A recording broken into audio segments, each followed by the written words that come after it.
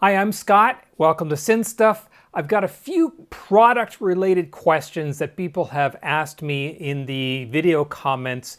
Anytime I got a question that was either really interesting or asked more than a few times, I write it down so that I can generally address them in these types of videos. This one is covering several different products that people have asked about.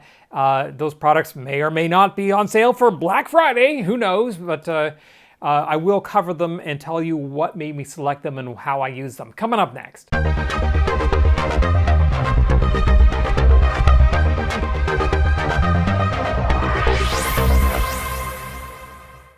All right, the first question I got was from several people who have problems keeping dust off their synths. I see a lot of people that just have a brush and they kind of like brush dust off the synths every so often just to try to keep them clean.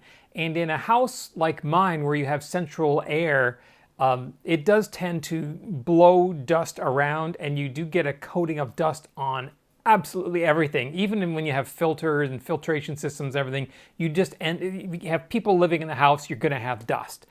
The problem with using a brush to clean the synths is that when you have sliders and faders like you do on the Phantom here and on the Montage, is that the dust can get in there and a brush is not going to clean that out.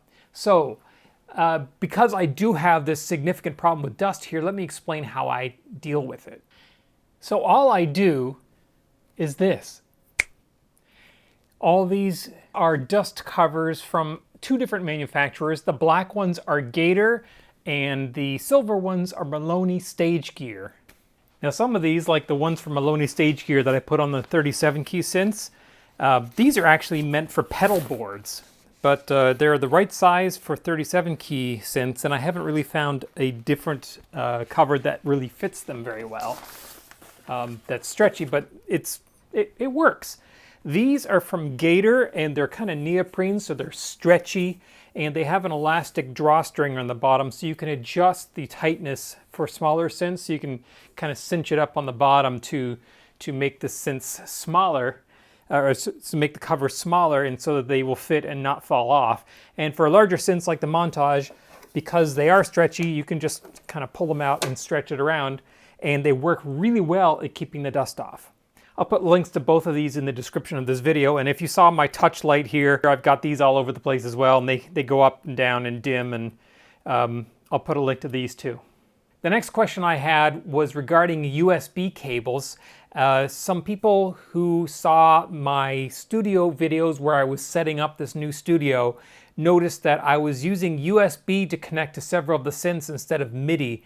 And the reason for that is several of the synths, such as the Modal Cobalt, the Montage for sure, the Summit, and of course the Wave State and the Op6, you lose functionality if you are using just MIDI cables, because you need to be using their app on your PC in order to work as a librarian or as an editor and that sort of thing, and it has to work over USB only. In some cases, like the Cobalt is one and the Summit is another, I actually have it hooked up over USB and MIDI. In the instance of the Cobalt 8, because it comes with the excellent Modal app, you can actually edit all the controls and everything about the synthesizer in the app, and you can use that on a tablet or on your DAW PC or whatever. However, when your DAW is actually connecting to the synth to send and receive MIDI, you can't also run the Modal app at the same time because the DAW is already using that connection. So in that instance, I have the Cobalt 8 hooked up via USB and MIDI. My DAW is set up to communicate over MIDI via the iConnectivity Mio XL MIDI router, and the Modal app is connected via USB. So that way I can have the DAW open and running and operating and sending and receiving MIDI. At the same time, maybe on my second monitor, I can actually set up the Modal app so that I have control over that synth right there next to my DAW. So that's really useful for that. However, the question is about USB cables and how do I get USB from my DAW computer over here to way over where all the synths are? Because obviously that is longer than the standard USB limit. So the limits for a USB 3 cable is only 6 feet, and for a USB 2 cable is 15 feet. So really not that long, and certainly not long enough to reach from my DAW computer to these various synths. So what I had done, obviously, is set up a USB hub. A hub acts as a repeater, so if I have a cable that runs from my DAW PC to a hub over here, and that cable is within the 6 feet limit of the USB 3 standard, I can then run another 6 feet from that hub to the various different synths, and that's exactly what I've done over here. Now, some synths, such as the Summit, really don't like running on hubs, and you really need a direct cable. So for the Summit, I have a cable extension. This is an active extension from Amazon that I'll put a link to in the description below. It is a USB 3 cable. However, how it works is literally there's a hub inside this, and it's a single port hub, and for some reason the Summit is fine with this single port hub, but if I have a multi-port hub where it has 4 or 5 or 6 or 8 jacks on the outside, it doesn't work. I'll put a link to the hub that I am using on all these synths that seems to work well with them. It is a USB 3 hub. The only one it doesn't work with is obviously the Summit. However, this Amazon single hub extension cable does work really well. So it's a repeating cable, which means it's not subject to the limitations of the USB 3 standard. You plug this in at one end, it transmits it down the cable to the hub at the other end, and however long it is, it is. So they have these in all different lengths, and that works really well for the Summit. I originally had these set up running all like a spoke and wheel to the DAW, so that all the synthesizers are plugged directly into my DAW PC via these extension cables. That I ran into some serious problems doing that because I ran out of USB endpoints on the computer, and the computer won't even boot if you have more things turned on than it has endpoints to supply. Intel PCs have 128 USB 3 endpoints available, and individual synthesizers can use several. So I mean, the Montage I think uses 6 or 8 endpoints. This hub uses 1. A multi-port hub could use 8. So when you start hooking up a lot of different things, and especially when those things are using multiple endpoints, this is a single endpoint on itself, just this cable. So when you quickly run out of endpoints on your PC. So when I redid this, I hooked up as much as possible via MIDI through the iConnectivity Mio XL router, and everything else I did via USB, and I was able to keep the endpoint count well below where I was having limitations on my DAW PC. Noise. USB can cause noise in your audio chain. I actually created a whole different video about this. I'll put a link to the video that I created about this and how to solve it below.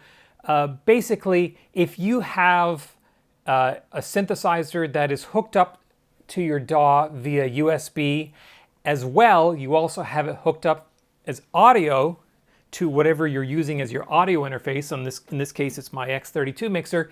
And then, of course, your audio interface is also hooked up as USB to your DAW PC. You can end up with digital noise on your audio, particularly if the connections are not balanced. In a nutshell, the solution to that is either a DI box or an isolation transformer, which colors the sound on the analog side, which is obviously not the greatest thing to do, or the equivalent on the USB digital side, which is one of these iFi, iDefender USB isolators. So it basically is an optical isolator, so it translates the incoming signal to light, which then goes to phototransistors, which then sends out a signal again. So there's no physical electrical connection between the two USB connections. And because there's no actual ground connection on the USB line between the device and your DAW PC, it terminates that ground loop that is actually causing the noise on your analog audio lines. So again, I'll put a link to that video in the description below.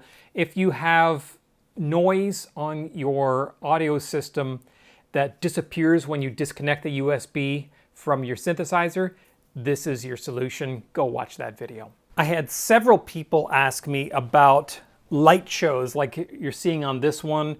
They find this kind of thing really obnoxious and annoying. Obviously it goes away when you hit a key, but they don't like the lights. Same thing goes for the Montage. It has the little flashing super knob. On the Montage, you can turn that off, so if it annoys you, you can stop the flashing. Other people hate flashing tempo lights like you see on the Hydrasynth here, or on the Wave State here, or on the Op6 here, or on the Gaia over here, and even on the System 8 right here. Basically, they hate flashing lights and they want to get rid of it. People on System 8 in particular hate the green lights and they want to get rid of those awful green lights. I happen to like the green lights, but so be it. The System 8, you can actually turn that off. However, you lose the functionality of showing what parts are actually active, because on a in System 8 mode, everything is active, everything's lit up. If I switch to the Juno 106 mode, the things that don't actually have a function turn off. And the same thing if I go to the JX3P, you can see the functions change. The Jupiter 8, the functions change. The problem then is, how do you know what to actually operate? So you can actually dim that down or you can turn it off. But another option for, especially if you're talking about flashing things that for some reason drive people bonkers, is these little, they're vinyl stickers, and then they're not adhesive stickers. They're kind of like pressure sensitive stickers that you can peel off, but they are completely opaque to light. They're little black stickers, and you can just stick them on top of whichever buttons or lights are offending you, and you will no longer be bothered by that flashing light. I'll put that in a link in the description below. I don't know why it so bothers people to have flashing lights on their synths, but apparently they do and they hate it, so that's a very simple and cheap solution to that problem. I had someone ask me about the patch bay. They said, why do you have those patch bays in your rack if they're not doing anything and they're not connected to anything? Is it just for show? And I think you're making the mistake that you think it's for show just because there doesn't happen to be anything plugged into the front. So let me explain why. So if we look at the patch bay, you can see they're all labeled. I finally got around to labeling what each one is. But if I look underneath and look at the back of it, you can see there's tons and tons and tons of cables plugged into the back. So how it works is on the back, for instance, the Montage here. On the back, the cables coming from the Montage plug into the A at the back. And then internally, the patch bay connects that to the B, and then from the B, it goes out from there up into the mixer. So normally what happens is if nothing is plugged in the front here, the audio comes from the Montage, routes through this thing up into the mixer. So what this means is if I want to change how things are routed, I can do that. So the output from the Montage, which runs into A, I could plug in cables there. So here's my left and right cables, and now this takes a parallel output from the Montage, so it's still running into the mixer, but it's also on these cables. So if I wanted to run this somewhere else, for instance, if I wanted to run it up into the external input of the Model D, I could do that just by, well, not obviously with this cable, but with an adapter. I could plug it into the external input here, run the Montage through the Model D, and have the Model D's filters process the sound of the Montage. Alternatively, if I wanted to run something else into the mixer, I could plug this in here, and what that does is bypass the inputs here, and instead the inputs that normally run up into the mixer for the Montage are now coming from here. So if I had someone come over and they brought a synthesizer with them, and we could just set it up on the floor out here, plug these cables into it, plug them in here just like that, and his synthesizer would then show up on the mixer here and be accessible wherever it says Montage on here, which I believe is right here. This one's right there. So those inputs from the patch bay would show up there on the mixer. So yes, there's no connections on the front here, but it does allow me to make modifications without ripping out cables on the back, and without pulling new cables and plugging them in the back of synthesizers, or being around the back of the mixer to try to unplug all these cables back here, trying to figure out what goes where, and then getting it wrong when you put it back. The same goes for the outputs. I have some bus sends here that I can use on the mixer, and it takes all the inputs and transmits to the buses, and those buses show up here on the outputs. And those then obviously, like the Phantom here, so the output from that bus for the Phantom comes out here and it gets connected to here. If I wanted to piggyback on that bus, I could plug these cables in like that, and the signal now is also going to appear on these cables. Or if I wanted to send something different to the Phantom, say I wanted to send, I don't know, the output of my montage. Oh, geez, I can't do that. That's feedback. So if I wanted to send the output of something that I was going to set up first without doing this, because I left the bus actually activated on the mixer. So say I wanted to send the output of my montage to the Phantom, I would just plug that in here and it would send the output of the montage to the Phantom directly instead of the bus from the mixer. I did say this was going to be a shameless product plug video, so I will put a link to the patch bays down in the description below if you're interested in doing this sort of thing yourself to clean up the wiring in your own studio. I have got a couple other questions that I received that want me to go into detail on a couple of the components that I'm using here.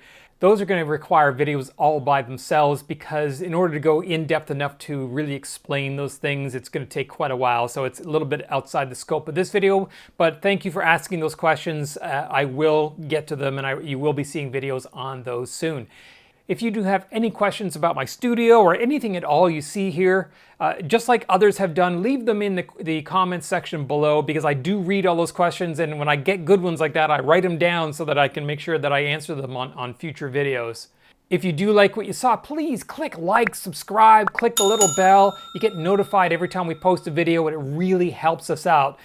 This channel has really picked up in the last couple months. I've seen a lot of new members joining, a lot of new people subscribing, so I really thank you for that. And I really thank you for the amount of interaction and comments and suggestions and criticisms and even a couple corrections. I really appreciate you guys posting all that stuff in the comments section below, because it really helps me identify what you guys are interested in and what I should be doing in the future.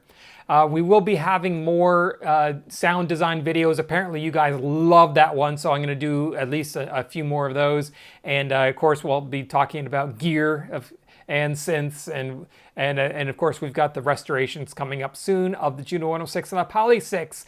All coming soon on this channel. Good reason to subscribe. Thanks for watching.